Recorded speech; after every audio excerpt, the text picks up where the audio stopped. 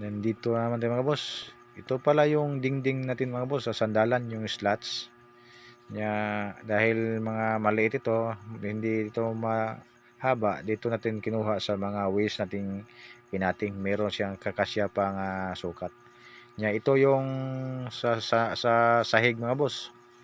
Ito yung slots bago natin katingin mga boss. Ang diskarte ko lang mga boss, pininis ko na yung gilid, yung kapal niya, mga 2 inches and 1/8. Tapos yung haba pinutol ko na ng 21 and a half. Kumbaga mga boss, naka finish na to sa gilid. At saka yung haba niya pareho na tong 21 and 1/2. Hindi na tayo mahirapan sa pagputol. Ito yung diskarte natin mga boss, hindi na tayo mahirapan, madali lang pagtrabaho. Ang linisan mo lang nito yung harapan at saka sa likuran.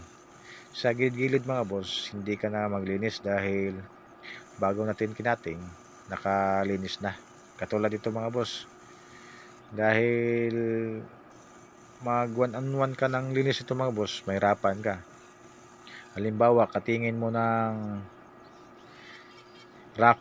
Rafa, hindi pa siya finish, katingin mo ng katulad dito ng 5/8 nya, 40 pieces ito mga boss. Yung 40 pieces 1-on-1 mo nang linisin, matagalan ka na sa gilid.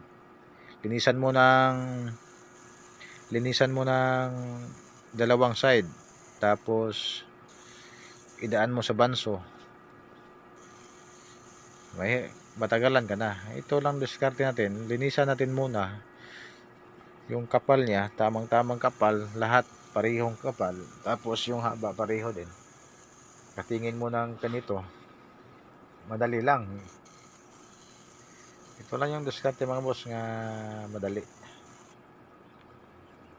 Pagkatapos itong katingin natin mga boss, pliniran natin para patuyuin.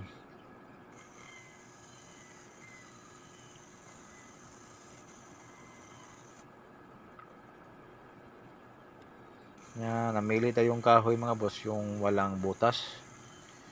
Dahil mahirapan tayo sa pagtapal dahil slots ito sa sahig ito niya, hindi siya makapal. Siguro ang finish ito 1/2 or 9/16.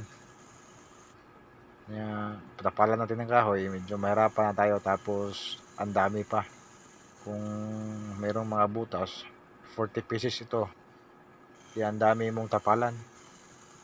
Kaya namili tayong kahoy nga hindi hindi butas.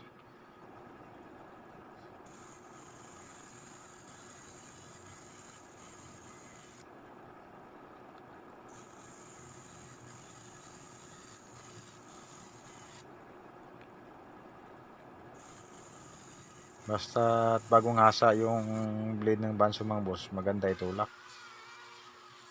Ito mga boss, ito yung sinasabi natin mga boss, nga dalawang side lang yung plinira natin, hindi na tayo mahirapan.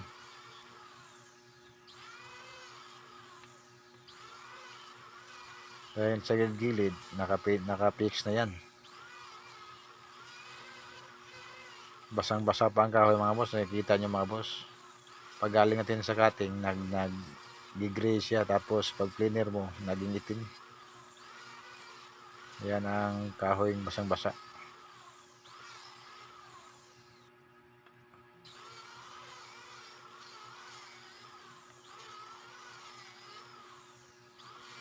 Ito lang yung diskarte mga boss, patuyuin yung kahoy, tapos lahat ng parts sa lasit, katingin, linisin, then patuyuin bago buuhin mga boss, para walang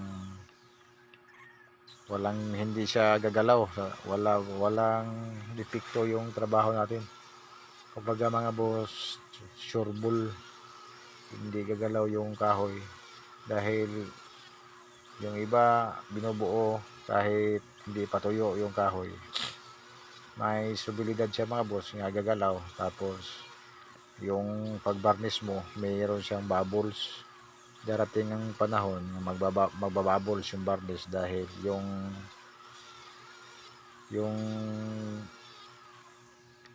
tubig ng kahoy, yung laman ng kahoy, mag mag magdarating panahon matutuyo siya, yung kumbaga mga boss, yung anong tawag ito mga boss, yung duga sa Bisaya mga boss, yung duga niya lalabas sa barne, lalabas sa kahoy, tapos merong barnes, yan ang nagbabubbles dahil basang-basa pa yung kahoy. Ito, patuyuin natin mga boss. Tapos ang kulang ito yung sa center table. Follow, like, and share lang mga boss. Maraming salamat.